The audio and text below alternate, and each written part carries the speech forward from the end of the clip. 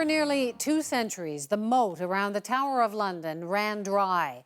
But as you saw earlier in the program, it's now been flooded with a sea of poppies. It's a detailed and amazing tribute to the British soldiers who perished in the First World War. All 888,246 of them.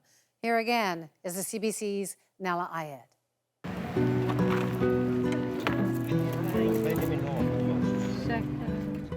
Done. It takes an army to reassemble history, to plant new life into a grave past. Quietly, proudly, they work to pay tribute, one precious poppy at a time. And a field of remembrance slowly takes shape. I think it's important to remember. I think, we're 2 generations or 3 generations further on, but I just think that, it's quite fresh in many ways. So a century after the start of a war that decimated a generation, its enduring emblem, flourishing in the heart of London, can still inspire shivers. Blood-swept lands and seas of red where angels fear to tread. It's a line written by a soldier back then that inspired this work of art now. And what a fitting home for such powerful imagery. 100 years ago, this was the busy training ground for thousands of young military recruits going off to war. Many of them never came back. Recruits flock to that moat to swear an oath to the crown and set off to war. So many just barely men, up to 250,000 under 18. Among them were also many Canadians, like the Ludbrook brothers, Ellis and Frederick, who died a handful of years apart. Sergeant E. Ludbrook, Canadian. Their names read one night into the installation's honor roll. Dark times, briefly remembered.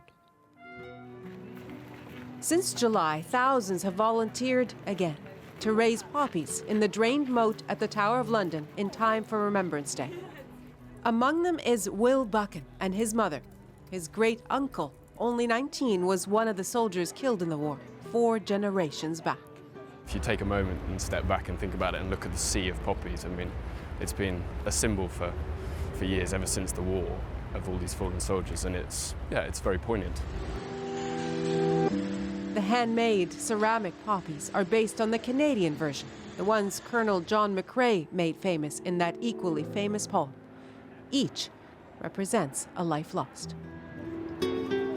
The outpouring of interest has only grown as the poppies multiplied. Live art attracting crowds and royalty. Many others signed up to buy one to help charities supporting soldiers and vets. For the volunteers, the undertaking is a show of gratitude. It's important to try and remember what they gave up their lives, the ultimate sacrifice, and it's very poignant to be part of that commemoration today.